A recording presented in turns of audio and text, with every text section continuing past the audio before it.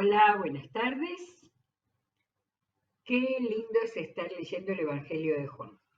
Por supuesto que todo lo que leamos de la Biblia es maravilloso, pero bueno, hacía bastante tiempo que no leíamos un Evangelio y leer un Evangelio significa concentrarnos, porque puede ser que conozcamos mucho o bien la mayoría de los acontecimientos que se cuentan en un Evangelio, pero primero tenemos que evitar esa tentación humana de decir, bueno, esto ya lo sé y lo leo rápidamente y me pierdo de recibir el mensaje, de entender algo más o de, eh, bueno, mucho más, ver lo que significa la presencia del Señor en este mundo y su obra. Por algo, Juan, lo que leímos ayer, no empezó contando ni el nacimiento de Jesús, ni los hechos de Jesús, como empezó rápidamente el Evangelio de Marcos, sino que empezó hablando de quién era Jesús desde el principio del mundo y cuál fue el sentido de su venida. Por eso creo que no debemos cansarnos de leer el capítulo 1 del Evangelio de Juan, porque ahí aparece vida, luz, verdad, gracia, gloria, las grandes palabras que tienen que ver con lo que Jesús significa.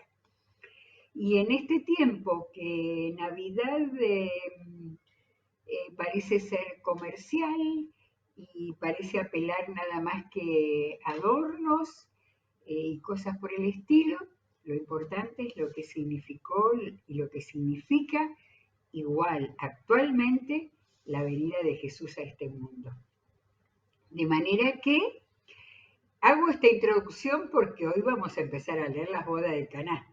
Y seguramente es uno de los episodios más conocidos, de los episodios que están en todas las Biblias de niños, en los cuentos de los chicos, pero tiene una importancia tremenda. Bueno, y vamos a ir encontrándolo y vamos a leer ya. Al tercer día, yo no sé el tercer día de qué ni de cuánto,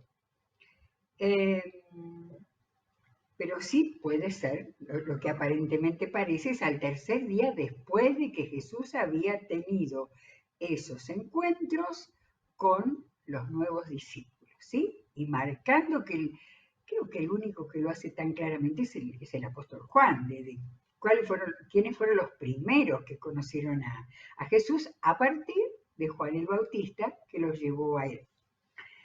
Al tercer día, por lo cual entendemos que estamos en Galilea, se celebró una boda en Caná de Galilea. Hoy me olvidé de pedir un mapa del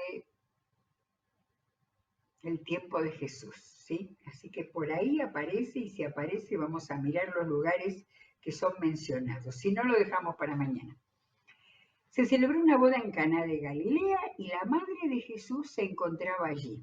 También habían sido invitados a la boda Jesús y sus discípulos.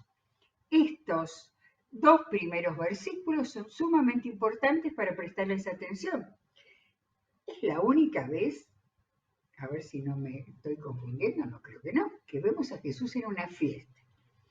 Que vemos a Jesús junto con su madre y con sus hermanos, familia. No está mencionado José. Los comentaristas, no solo referidos a este pasaje, sino a otros en las que aparecen la madre y los hermanos, ya no se menciona a José. Quizás era mucho más grande que María y había muerto joven. Es una posibilidad, porque si no debiera haber sido el padre de la familia invitado a esa boda. Pero lo importante viene en el versículo 3, porque lo que le importa a Juan es ir mostrando la palabra que vamos a encontrar al final del relato. Cuando el vino se acabó, la madre de Jesús le dijo, ya no tienen vino. Mujer, ¿eso qué tiene que ver conmigo?, respondió Jesús. Todavía no ha llegado mi hora. Tiene un significado tremendo. María pensó en Jesús para solucionar un problema que lo tenía que solucionar el novio o el dueño de casa. María pensó en Jesús. ¿Qué estaba esperando ella? Ahora, Jesús le contestó en la misma línea de entender lo que ella estaba esperando, porque le dijo, ¿eso qué tiene que ver conmigo? Todavía no ha llegado mi hora. Hasta lo que tenemos relatado, solamente Jesús había aceptado discípulos, los había llevado con él y no sabemos ni siquiera de qué estuvieron hablando. Su madre dijo a los sirvientes, hagan lo que él les ordene. Bueno, acá tenemos a María, de cuerpo y espíritu, no discutió, no le dijo nada de, bueno, pero quizás podrías hacer algo para que los demás, ella ya sabía que Jesús era el Salvador del mundo que iba a venir. Y lo primero que seguramente pensó es que, bueno, seguro, les dijo, hagan lo que Él les ordene. Yo no sé si estaba esperando un milagro, no sé qué estaba esperando, pero ella preparó el camino para lo que Jesús hizo. Había allí 6 tinajas de piedra, de las que usan los judíos en las ceremonias de purificación. Ahí no busqué algún versículo del Antiguo Testamento, pero ya algunas de esas cosas sabemos. En cada una de ellas cabían unos 100 litros de vino. 6 tinajas, 6 litros de vino. ¿Se habrían tomado ya todo ese vino? No lo sé. Evidentemente era una boda de esas tremendamente grandes, las que va todo el pueblo, por ejemplo. Porque no dice nada de que fueran parientes. O sea que toda la gente de Cana de Galilea puede haber estado ahí. Jesús dijo a los sirvientes, llenen de agua las tinajas. No le discutió a María, no le explicó lo que iba a hacer, solamente aceptó que María había abierto el camino para que él hiciera algo con su poder. Y los sirvientes las llenaron hasta el borde, ¿sí? A las 6 tinajas. Ahora saquen un poco y llévenlo al encargado del banquete, les dijo Jesús. Así lo hicieron. El encargado del banquete probó el agua convertida en vino sin saber de dónde había salido, aunque sí lo sabían los sirvientes que habían sacado el agua. Entonces llamó aparte al novio y le dijo, todos sirven primero el mejor vino y cuando los invitados ya han bebido mucho, entonces sirven el más barato. Pero tú has guardado el mejor vino hasta ahora. Y nada más. Como siempre en los relatos de la Biblia, pero bueno, pensemos ahora en los relatos de los evangelios, no quedemos pensando, ¿qué más? ¿Qué le dijo María cuando vio lo que Jesús había hecho? Quizás le dijo, yo sabía que ibas a hacer un milagro, o yo sabía que ibas a probar tu poder. ¿Qué pasó con la respuesta del novio? El novio se quedó, y sí, no sé qué pasó. O el novio empezó a indagar y hubo allí otra oportunidad de que supiera que entre los invitados a su fiesta de casamiento estaba El Salvador. Al menos estaba alguien que tenía un poder asombroso. Yo sé que pienso que sanar a una persona es más importante, pero este es un milagro de cantidad y de calidad. No solo es que llenó 600 tinajas enormes de vino, sino que su milagro fue de la mejor calidad. Eso me hace pensar en todos los milagros que hizo Jesús.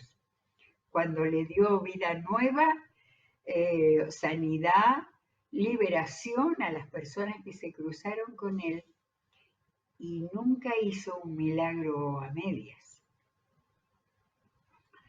Juan cortó acá el relato. Juan debía estar, es posible que, dice que invitó a María y a sus hermanos y a Jesús. Ahora, a lo mejor alguno de sus discípulos, y si estaba toda Caná, a todos los que andaban por ahí, de manera que Juan lo que le importó es decir, versículo 2:11, esta, la primera de sus señales, la hizo Jesús en Caná de Galilea. Y la palabra que yo decía no dice milagros, dice señales. Y vamos a ir viendo cómo usa esa palabra Juan en su evangelio. Era una señal, porque él era nuevo, ejerciendo su ministerio y haciendo que supieran quién era. Ahora, y continúa el versículo 11, así reveló su gloria y sus discípulos creyeron en él. Entonces, aparentemente quienes entendieron bien lo que había pasado, y la verdad que el novio también debió haberlo entendido, pero dice que sus discípulos creyeron en él. Después de esto, versículo 12, Jesús bajó a Capernaum con su madre, sus hermanos y sus discípulos y se quedaron allí unos días. Y vamos a escuchar tanto hablar de Capernaum, ¿no? Ya cuando tengamos el mapa lo vamos a mirar, una de las ciudades más importantes junto al mar de Galilea y allí donde Jesús desarrolló su ministerio. Y nada más. De manera que la fiesta en Caná de Galilea nos queda así, con un hecho sobrenatural que Juan llamó una señal y que entonces comenzó así su ministerio. Y su ministerio comenzó fortaleciendo la nueva fe de sus discípulos. Muy bien, y ahora en el 13 viene un pasaje que tiene preguntas, nos va a despertar preguntas. Cuando se aproximaba la Pascua de los judíos, subió Jesús a Jerusalén.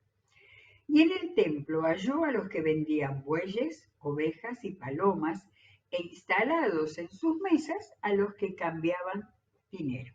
Eso era muy común junto al templo de Jerusalén, que había. Es interesante que había distintos tipos de animales, ¿no? Bueyes, ovejas y palomas, y eso era la diferencia de acuerdo a la situación, al poder adquisitivo. Los más pobres presentaban una paloma o dos palomas. Los que tenían mucho dinero llegaban a presentar ofrenda para el sacrificio de un buey. Y tenemos que pensar lo que significa un buey, aunque nunca hayamos visto uno.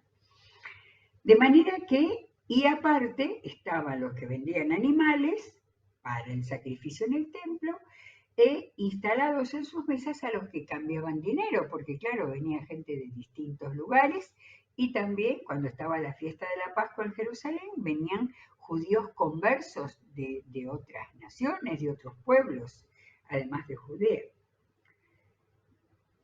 El detalle es el cuándo. Los otros tres evangelistas, Mateo, Marcos y Lucas, ponen este relato casi al final del Evangelio.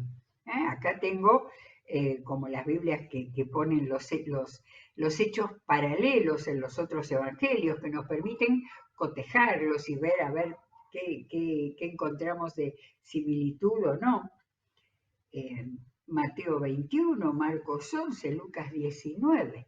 Los otros colocan este hecho o un hecho similar casi al final de la vida de Jesús, después de la entrada en Jerusalén.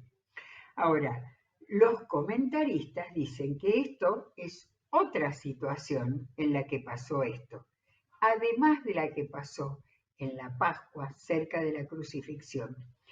Es interesante este hecho por el hecho de que al menos 2 o 3 veces Jesús estuvo en Jerusalén. No siempre se nos dice claramente dónde estaba ministrando.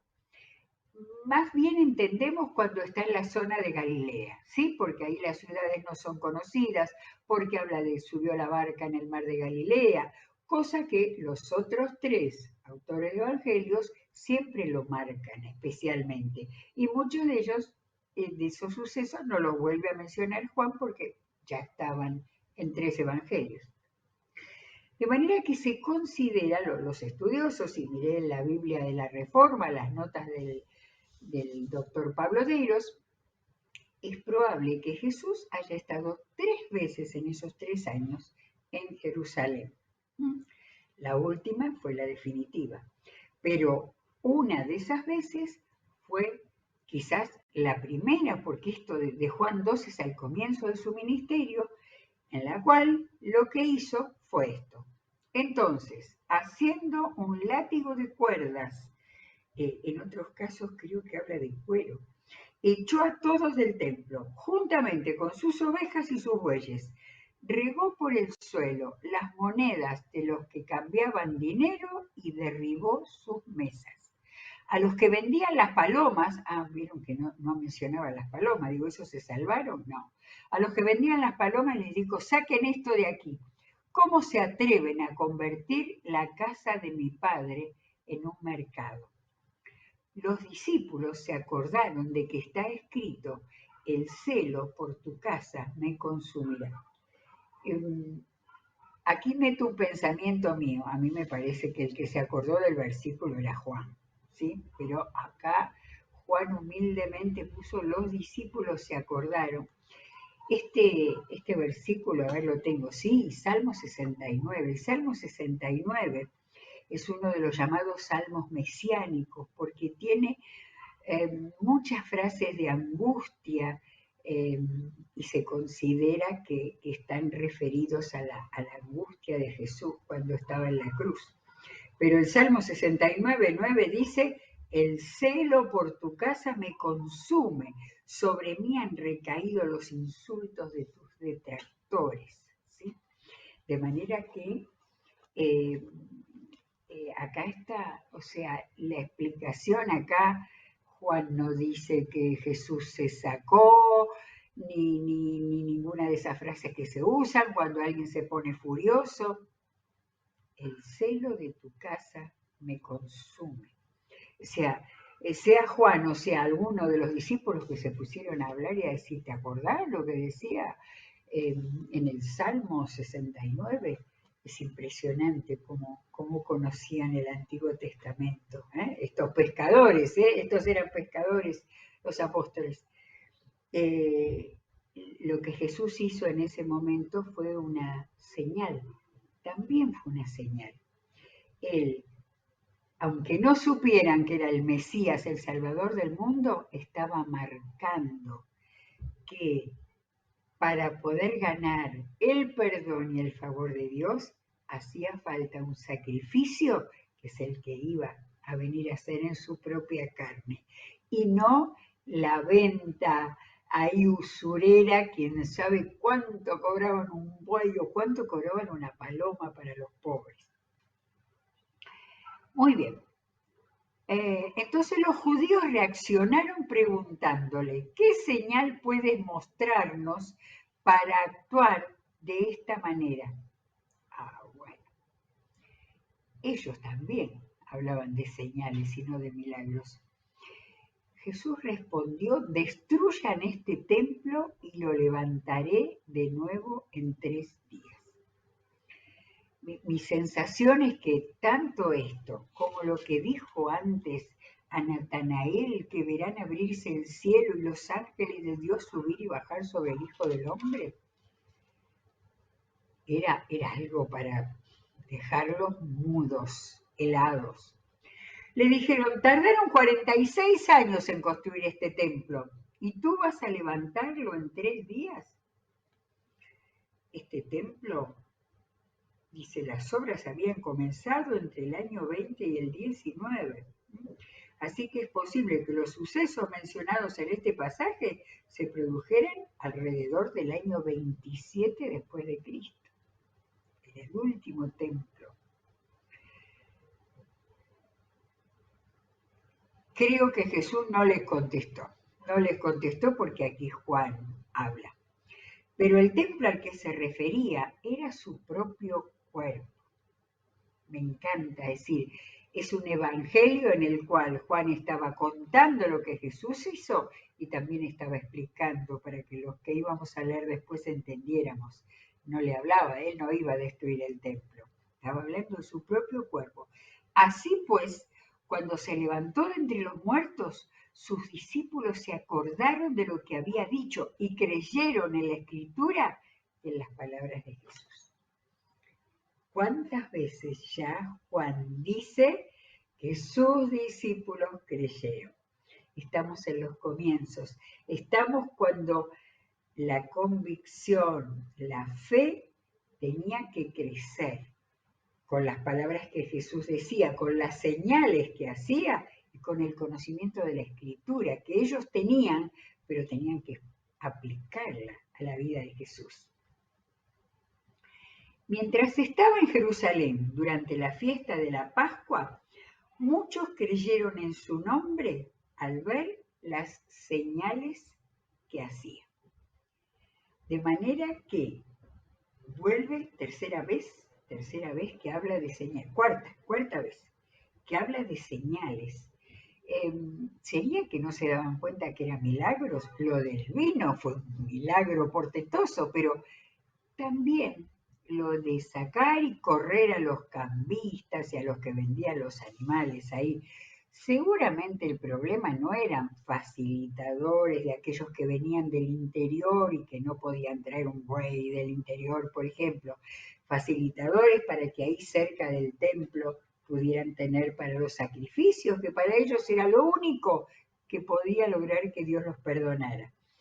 El problema era que seguramente que si el celo de la casa de Dios, del templo de Dios, consumía a Jesús, es porque ahí había abuso, porque ahí había corrupción, porque ahí había ganancias deshonestas.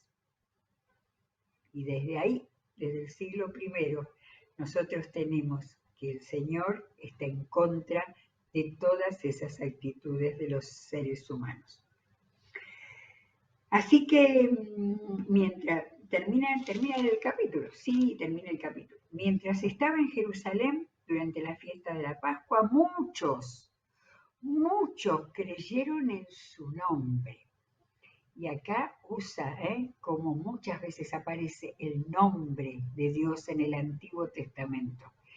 No dice creyeron en Jesús, todavía no dijo, ¿no? La palabra Jesús, creo que todavía no apareció.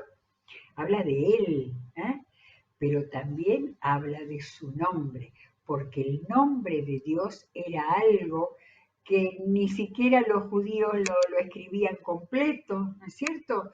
Era santo y sagrado, pero no creían, pero hacían trampa en los sacrificios que hacían y creían que podían hacer un sacrificio y después volver a pecar como si nada.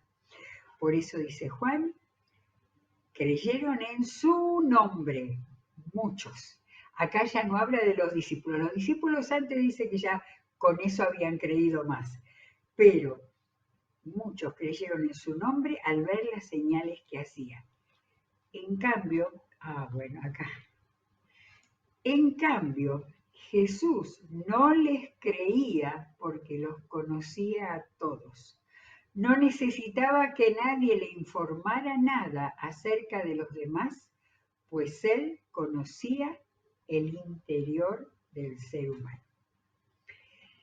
Y estas son las cosas que dice el Evangelio de Juan. Por eso que el Evangelio de Juan no se lee rápidamente. O sea, Jesús no estaba, aparentemente, por lo que no dijo nada, bueno, ahora ustedes, no. Echó, levantó, saneó el lugar. Y después quien iba al templo tenía que ir a entregar su vida a Dios.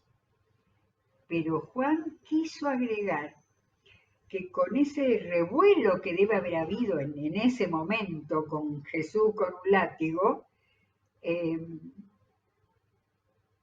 para Juan eso le hizo pensar y entender cuando lo escribió en su evangelio que Jesús sabía que no por eso se habían convertido, no por eso habían cambiado su vida y sobre todo habían creído en él. No necesitaba que nadie le informara nada acerca de los demás, pues él conocía el interior del ser humano. Bueno, no quiero empezar con el capítulo 3, porque el capítulo 3 es extraordinario, lo conocemos muy bien, y sin embargo vamos a ver cuánto leyéndolo así, rumiándolo, ¿no? Despacito, vamos a encontrar lo profundo de la obra de Jesús y la manera en que Jesús lo enseñó a muchos, a los que estaban en una boda o a un hombre solo que vino a Jesús de noche. Seguimos mañana. Que Dios los bendiga.